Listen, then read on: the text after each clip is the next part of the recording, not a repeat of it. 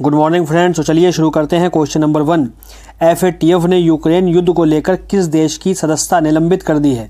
Options A Bharat, B Iran, C रूस या D Ukraine. आपका सही जवाब हो जाएगा ऑप्शन सी रूस। अब जान लेते हैं इसके बारे में कुछ important point. Global anti money laundering watchdog financial action task force FATF ने यूक्रेन युद्ध को लेकर रूस की सदस्यता को निलंबित कर दिया है। FATF ने कहा कि रूसी कार्रवाई अस्वीकार्य रूप से FATF के मूल सिद्धांतों के विपरीत है, जिसका उद्देश्य सुरक्षा और वैश्विक वित्तीय प्रणाली की अखंडता को बढ़ावा देना है। फाइनेंशियल एक्शन टास्क फोर्स के बारे में जान लेते हैं।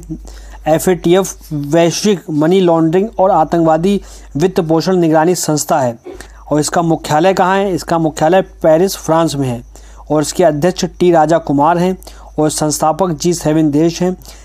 ये स्थापित है जुलाई 1989 में स्थापित हुई थी और सदस्य इसके 39 सदस्य हैं और भारत 2006 में पर्यवेक्षक के रूप में शामिल हुआ और 2010 में पूर्ण सदस्य बन गया। अगला सवाल क्वेश्चन नंबर 2, किसे जेनेवा में ILO के बाहरी लेखा परीक्षक के रूप में चुना गया है?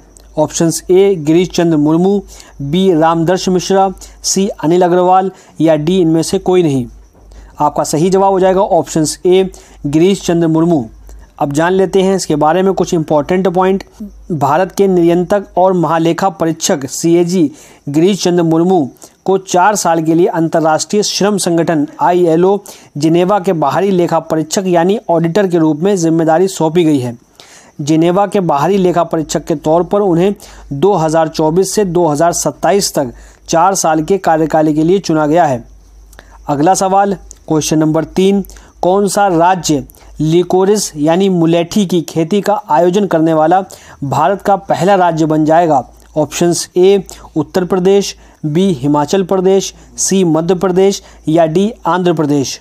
आपका सही जवाब हो जाएगा ऑप्शंस बी हिमाचल प्रदेश। अब जान लेते हैं इसके बारे में कुछ इंपॉर्टेंट पॉइंट। अफगानिस्तान जैसे देशों से आयात करने वाली मुलेठी अब हिमाचल में भी तैयार होगी। इसके लिए CSIR पालमपुर में शोध किया गया है। शोध में प्लांटिंग मटेरियल जनरेट किया गया है। साथ ही यह पता लगाया गया है कि हिमाचल में मुलेठी कहां पर हो सकती है और प्रदेश में कितनी संभावनाएं हैं। दिल, फेफड़ों, सर्दी, खांसी समेत कई बीमारियों के उत्पाद में शामिल की जाने वाली मुलेठी को लेकर CSIR प्राथमिक तौर पर पायलट परियोजना शुरू कर रहा है। इसमें सब ठीक पाया गया तो आने वाले दिनों में हिमाचल मुलेठी का एक बड़ा उत्पादक प्रदेश बन जाएगा। इससे आने वाले दिनों में हिमाचल का किसान आर्थिक रूप से मजबूत होगा। फिलहाल भारत अफगानिस्तान और चीन जैसे देशों से सालाना करीब 8047 टन मुलेठी का आयात करता है। हालांकि मुलेठी भारत में यह राजस्थान के कुछ इलाकों में होती है। अगला सवाल question number 4, entrepreneur of the year 2022 का खिताब किसने जीता है? ऑप्शंस ए सज्जन जिंदल, बी सुचेता कृपलानी, सी संजय के रॉय या डी सेथरी केम संगतम। आपका सही जवाब हो जाएगा ऑप्शंस ए सज्जन जिंदल। अब जान लेते हैं इसके बारे में कुछ इंपॉर्टेंट पॉइंट। सज्जन जिंदल अध्यक्ष और प्रबंधक निदेशक JSW ग्रुप को EY entrepreneur of the year 2022 का नाम दिया गया था और अब वह जून 2023 में मोंटो कार्लो में EY world entrepreneur of the year award WEOY में भारत का प्रतिनिधित्व करेंगे।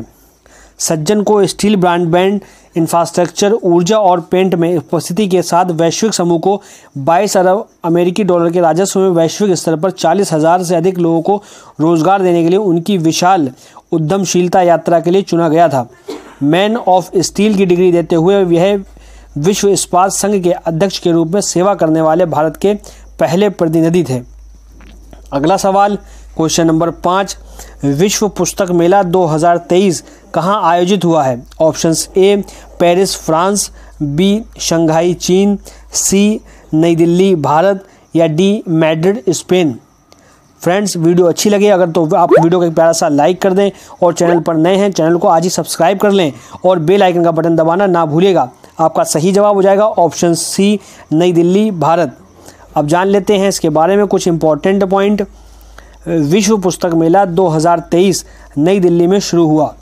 9 दिवसीय मेगा पुस्तक मेला 25 फरवरी से 5 मार्च 2023 तक प्रगति मैदान नई दिल्ली में आयोजित किया जाएगा। इसका आयोजन भारत व्यापार सर्वधन संगठन के सहयोग से शिक्षा मंत्रालय के तहत भारत सरकार के एक स्वायत्त संगठन नेशनल बुक ट्रस्ट द्वारा किया जा रहा है। पुस्तक प्रदर्शन में इतिहास, कला और संस्कृति जैसे विषयों पर शीर्षक भी शामिल होंगे। इस वर्ष के NDWBF 2023 की थीम क्या है? इसकी थीम है आज़ादी का अमृत महोत्सव। यह भारत के लोगों को एक मंच बनाने के लिए समर्पित है जो देश की सामाजिक, सांस्कृतिक, राजनीतिक और आर्थिक पहचान के बारे में प्रगतिशील विचारों को बढ़ावा देता है। अगला सवाल, क्वेश्चन नंबर 6, भारत और श्रीलंका के बीच 7वीं वार्षिक रक्षा वार्ता कहाँ आयोजित हुई है? Options A Hyderabad, B Colombo, C Bangalore या डी नई दिल्ली। आपका सही जवाब हो जाएगा ऑप्शन डी नई दिल्ली में। अब जान लेते हैं इसके बारे में कुछ इंपॉर्टेंट पॉइंट। भारत और श्रीलंका के बीच 7वीं वार्षिक रक्षा वार्ता 23 फरवरी 2023 को दिल्ली में आयोजित की गई थी। इसकी सह अध्यक्षता रक्षा सचिव श्री गिरधर अरमाने और उनके संबद्ध प्रतिपक्ष जनरल कमल गुणरत्ने ने की थी। बैठक के दौरान दोनों देशों के बीच चल रही रक्षा सहयोग गतिविधियों की समीक्षा की गई, जिसमें दोनों पक्षों के रोजगार अभ्यासों को बढ़ाने पर सहमति बनी। प्रशिक्षण के संदर्भ में दोनों पक्षों ने एक दूसरे के अनुभव और क्षमता से अधिकतम लाभ उठाने की अपने कार्यक्षेत्र की पुष्टि की। अगला सवाल, क्वेश्चन नंबर 7, संयुक्त राष्ट्र UN ने रूस को कितने साल बाद यूक्रेन छोड़ने के लिए प्रस्ताव को मंजूरी दी है? ऑप्शंस ए 1 साल, बी 3 साल, सी 5 साल या डी 4 साल। आपका सही जवाब हो जाएगा ऑप्शंस ए 1 साल। अब जान लेते हैं इसके बारे में कुछ इंपॉर्टेंट पॉइंट। रूस की तरफ से यूक्रेन में जारी हमलों के बीच संयुक्त राष्ट्र महासभा UNGA में एक प्रस्ताव पारित किया गया। संयुक्त राष्ट्र महासभा ने यूक्रेन में व्यापक, न्यायसंगत और स्थायी शांति तक पहुंचने की आवश्यकता पर एक प्रस्ताव पारित किया। 141 सदस्यों ने प्रस्ताव के पक्ष में मतदान किया, जबकि 7 ने इसका विरोध किया।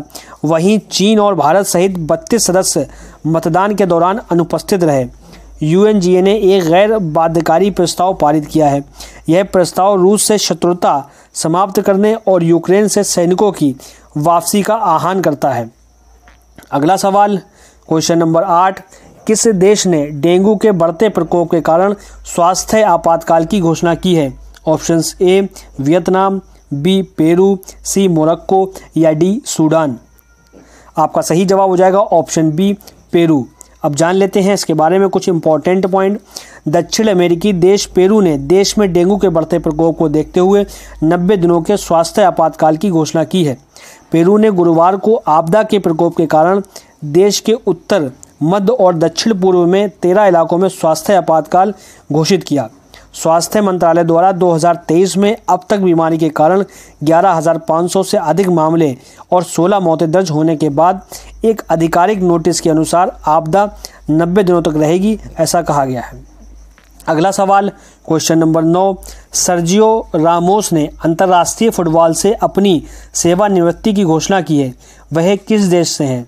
ऑप्शंस ए इंग्लैंड से, बी न्यूजीलैंड, सी ऑस्ट्रेलिया या डी स्पेन से। आपका सही जवाब हो जाएगा ऑप्शन डी स्पेन। अब जान लेते हैं इसके बारे में कुछ important point. Sergio Ramos Garcia एक स्पेनिश फुटबॉल खिलाड़ी हैं। वह अपने आक्रामक खेल के लिए लोकप्रिय हैं। वह 16 से अधिक सीजन के लिए रियल मैड्रिड के लिए खेले। उन्होंने 4 UEFA चैंपियनशिप लीग, 2 UEFA यूरोपीय चैंपियनशिप और 2010 फीफा विश्व कप भी जीता है। यह 100 कैप तक पहुंचने वाले सबसे कम उम्र खिलाड़ियों में से एक थे।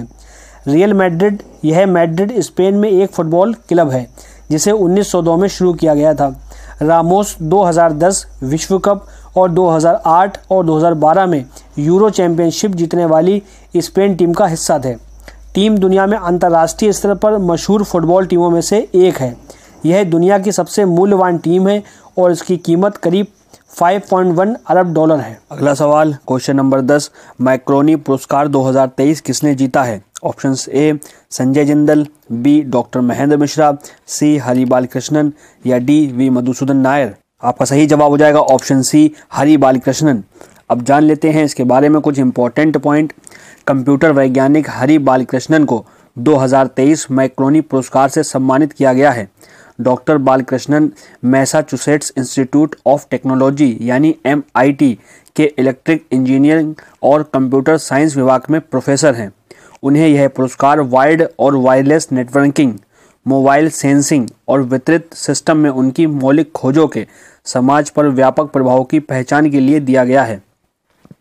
अब मैक्रोनी पुरस्कार की बात हो रही तो इसके बारे में जान लेते हैं ये क्या होता है। मैक्रोनी पुरस्कार के बारे में, यह पुरस्कार मैक्रोनी सोसाइटी के द्वारा दिया जाता है। पहली बार यह पुरस्कार 1975 में प्रदान किया गया था। यह पुरस्कार सूचना और संचार प्रौद्योगिकी में महत्वपूर्ण योगदान देने के लिए दिया जाता है। फ्रेंड्स, आशा करता हूं कि आपको हमारी वीडियो पसंद आई होगी। अगर आपको वीडियो पसंद आई हो तो इसको एक प्यारा सा लाइक कर दें और चैनल पर नए हैं चैनल को आज ही सब्सक्राइब कर लें और बेल आइकन का बटन दबाना ना भूलिएगा। तो मिलते हैं नेक्स्ट वीडियो में। जय हिंद, जय भारत।